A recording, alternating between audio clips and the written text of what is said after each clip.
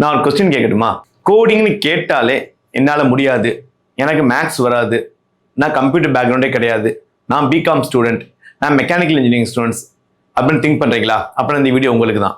15 வருஷமா ஆயிரக்கணக்கான ஸ்டூடெண்ட்ஸை நான் அந்த கம்பெனியில் ட்ரெயின் பண்ணியிருக்கேன். ஸோ என்னால் ரொம்ப கான்ஃபிடண்டாக சொல்ல முடியும், கோடிங் வந்து ரொம்ப ரொம்ப ஈஸி, அது கஷ்டமே கிடையாது. அதை பற்றின பயத்தை கம்ப்ளீட்டாக அவாய்ட் பண்ணுங்க. இங்கே சிம்பிளாக சொல்கிறேன், நீங்கள் ஃபர்ஸ்ட் ஸ்டாண்டர்ட் ஸ்டூடெண்ட்ஸ்ட்டை போயிட்டு ஒரு இங்கிலீஷ் நியூஸ் பேப்பர் கொடுத்துட்டு இது ஈஸியாக இருக்கா கஷ்டமாக இருக்கான்னு கேட்டால் அவன் கஷ்டமாக தான் சொல்லுவான். ஃபர்ஸ்ட் ஸ்டாண்டர்ட் ஸ்டூடெண்ட்ஸை நம்ம எப்படி செக் பண்ணோம் அப்படின்னா, அவனுக்கு ஏபிசின்னு கற்றுக் கொடுத்தாதான் அவனுக்கு வந்து இங்கிலீஷ் ஈஸியாக புரியுமே தவிர, அடுத்த நியூஸ் பேப்பர் காமிச்சா கண்டிப்பாக அந்த இங்கிலீஷ்ன்றது அந்த ஸ்டூடெண்ட்டுக்கு அந்த பையனுக்கு கஷ்டமாக தான் இருக்கும். அதே மாதிரி தான் ப்ரோக்ராமிங். நீ எடுத்த உடனே ஒரு ப்ரோக்ராமிங்கை ப்ராஜெக்ட் டெப்ளாய்மெண்ட் பண்ணுறது, மைக்ரோ சர்வீசஸ், ஃப்ரேம் ஒர்க்ஸ்ன்னு பார்த்தோம் அப்படின்னா கஷ்டமாக இருக்க மாதிரி தான் இருக்கும். ஆனால் நீ ப்ரோக்ராமிங் அப்படி கற்றுக்கூடாது. ஒரு ப்ரோக்ராமிங்கோட ஃபவுண்டேஷன்ஸ் தான் இருக்கிறதுல இம்பார்ட்டன்ட். நிறைய வீடியோ நான் சொல்லியிருக்கேன். ஒரு ப்ரோக்ராமிங்கோட ஃபவுண்டேஷன்ஸ் என்ன அப்படின்னு பார்த்தீங்கன்னா, சிம்பிளாக வேரியபிள்ஸ், ஃபங்க்ஷன்ஸ், கண்டிஷன்ஸ், லூப்பிங்ஸ், இது மட்டும் தெரிஞ்சால் போதும். நீ வந்து ப்ரோக்ராமிங்கில் 50% கடலை கடந்த மாதிரி. ஏன்னா இதுதான் ஃபவுண்டேஷன்ஸ்.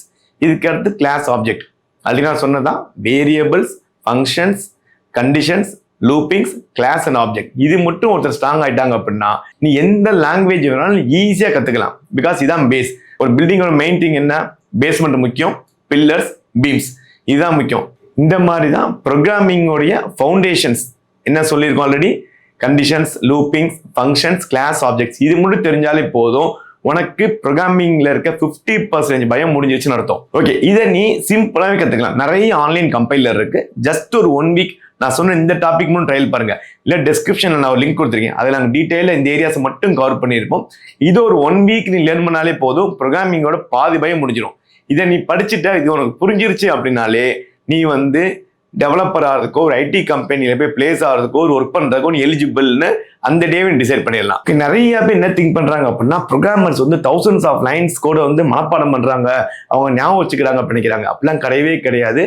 லாஜிக்கல் திங்கிங், அந்த ஃபவுண்டேஷன் ஸ்ட்ராங் ஆகிட்டா அப்படின்னா இன்னைக்கு இருக்க மார்க்கெட்டில் நீ கூகுள் யூஸ் பண்ணிக்கலாம், நீ ChatGPT யூஸ் பண்ணிக்கலாம், நிறைய AI டூல்ஸ் யூஸ் பண்ணியே உன்னால் கோட் எழுத முடியும்.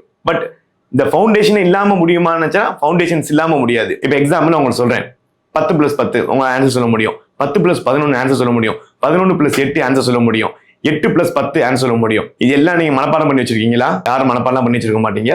என்ன ரீசன் நீங்க ஆன்சர் சொல்றீங்க அப்படின்னா, உங்க எல்லாத்துக்கும் ஃபவுண்டேஷன் ஸ்ட்ராங்கா இருக்கும். இந்த பேசிக் மேத்தமெட்டிக்ஸ் நீங்க ஸ்ட்ராங்கா இருக்கீங்க.